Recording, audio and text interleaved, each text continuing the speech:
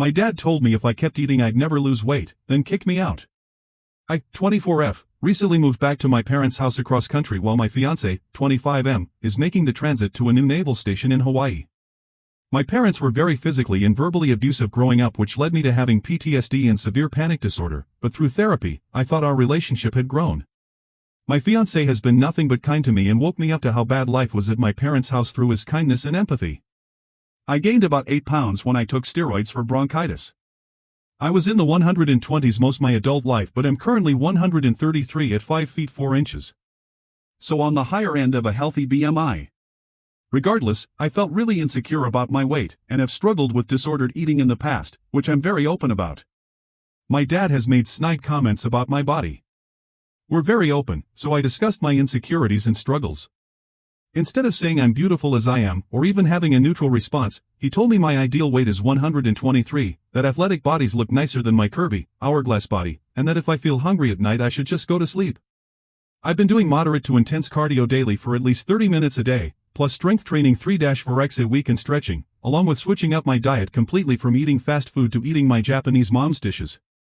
I have put in the work, but I still haven't dropped much weight, though my body looks visibly toner, clothes are fitting better, and I'm definitely stronger. My parents and I were eating dinner. My mom made some fries and encouraged my dad to eat. He asked where the leftover mashed potatoes were and I apologized and said I ate them last night. Keep in mind, I only eat 2 meals a day, no snacks, so the mashed potatoes along with the turkey sandwich I ate would have been my third meal. He replied, if you keep eating you're never going to lose weight. I could feel myself holding back tears and my mom immediately asked if I was okay. I expressed that I was really hurt. He couldn't understand why and called me too sensitive, and I said he was a bully. What proceeded was a screaming match where he got 2 inches away from my face, yelling at the top of his lungs. I pushed him back, but he kept getting in my face as I cried. I told him he was mean, and that my psychologist had once told me if I could just get the hell out of this toxic house, that I would be so much better with my anxiety, which was true. I went from an agoraphobic who couldn't leave my bedroom to someone who can volunteer at a free clinic and go shopping alone after moving across country with my then boyfriend. He said that my favorite word of the day was toxic, and if the house was so terrible I best find another place to stay. I yelled fine, as my mom cried and begged me not to leave. She had been very physically abusive growing up but had atoned for a lot, taken accountability, and genuinely grew. I packed up a suitcase and left.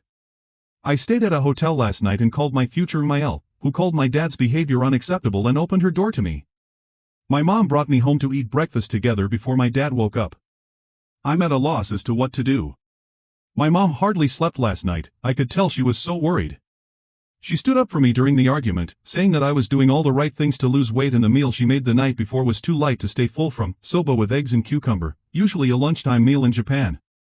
That of course it hurt that he said that. I don't want to hurt my mom, but staying in this house probably reinforces to my dad that he can just treat me this way no matter what and I'll always come back. My dad has moments of good. For example, he paid for my life when I couldn't leave the house, though held it over my head, gave me his bed when I moved back, I offered over and over to switch, and has helped me in many ways. My heart hurts as I'm completely torn. Does being kind other times justify truly heinous behavior? I have no idea what to do. Edit, my dad woke up and I asked if there was anything he wanted to say. He immediately yelled at me and told me I misunderstood him and that I just want yes men around me to tell me I'm skinny and pretty. I am currently packing to go to my in-laws. Thank you all so much for your advice. Let me analyze this story for you.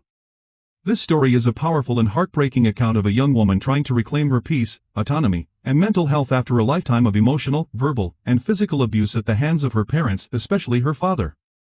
It captures the core struggle of many trauma survivors, the war between longing for familial love and the necessity of self-preservation. The narrator, 24 years old, has already endured an upbringing scarred by abuse that left her with PTSD and severe panic disorder.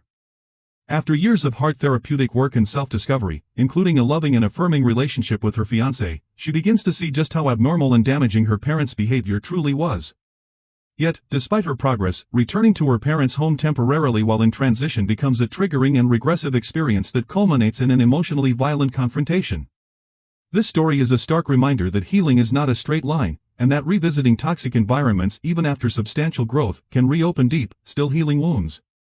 The story opens with the narrator contextualizing her recent weight gain, only 8 pounds, caused by necessary medical treatment, and explaining how deeply that shift has impacted her self-esteem, particularly given her past with disordered eating. Her openness about her struggle is met not with empathy or compassion, but with cold, body-shaming remarks from her father. This is not just about weight. This is about control, conditional love, and a refusal to see his daughter as a human being deserving of kindness.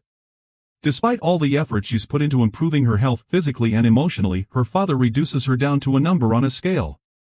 His comments are not casual observations, they are sharp instruments of psychological harm, weaponized against a person he knows is vulnerable. When she finally pushes back, naming the abuse and asserting that he is a bully, his response is explosive and cruel. Getting inches from her face and screaming, he mirrors the terror of her childhood, reasserting his dominance and punishing her for daring to speak the truth. Her mother, while historically abusive, is portrayed with nuance. She has, by the narrator's account, taken accountability and demonstrated growth. In this situation, she defends her daughter, comforts her, and even sneaks her back into the house for a quiet breakfast, clearly torn between her loyalty to her husband and her love for her child. The mother's efforts feel sincere, but they're not enough to counteract the harm inflicted by the father.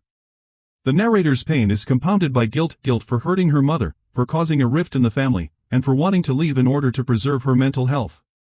That guilt, however, is tragically misplaced. The real injustice lies not in her decision to walk away, but in the fact that she had to. One of the most searing parts of this narrative is the father's refusal to take responsibility, even when directly confronted. When asked if he has anything to say, instead of acknowledging the hurt, he doubles down, accusing his daughter of simply wanting to be flattered and calling her weak for not tolerating his truth. This kind of gaslighting is textbook emotional abuse: deny, deflect, demean. It's not just cruel, it's a strategy to maintain control and ensure that the abused person questions their own reality. Fortunately, the narrator doesn't fall for it. She sees through the manipulation and begins to pack, this time heading to her future in-laws, whose support contrasts sharply with her father's contempt. That decision is a quiet act of bravery, a reclaiming of agency. This story raises profound questions about the nature of familial love, forgiveness, and boundaries. The narrator is caught in a painful contradiction. Her father has done kind things for her, paid for her life when she was incapacitated, given her a bed, but those gestures are tainted by strings of control and cruelty. She asks the essential question: does kindness in one moment excuse abuse in another? The answer is no. True kindness is not transactional or manipulative. It does not require silence in return. The narrator's internal conflict, her hurt, guilt, confusion, is deeply human, but the clarity of her final action shows growth, wisdom, and the will to protect herself, even when it hurts. Ultimately, this is not just a story of conflict with a parent. It's a story of a woman standing up for herself in the face of lifelong conditioning to stay small, stay quiet, and stay compliant. It's a story about the pain of outgrowing people you once needed, and about finding the strength to choose peace over proximity, healing over habit. It's about breaking generational cycles of abuse and learning that love should never come at the cost of your dignity. And though the narrator is still in the thick of this journey, the decision to leave is a declaration: I matter. I deserve better. I will not keep bleeding just to make you comfortable.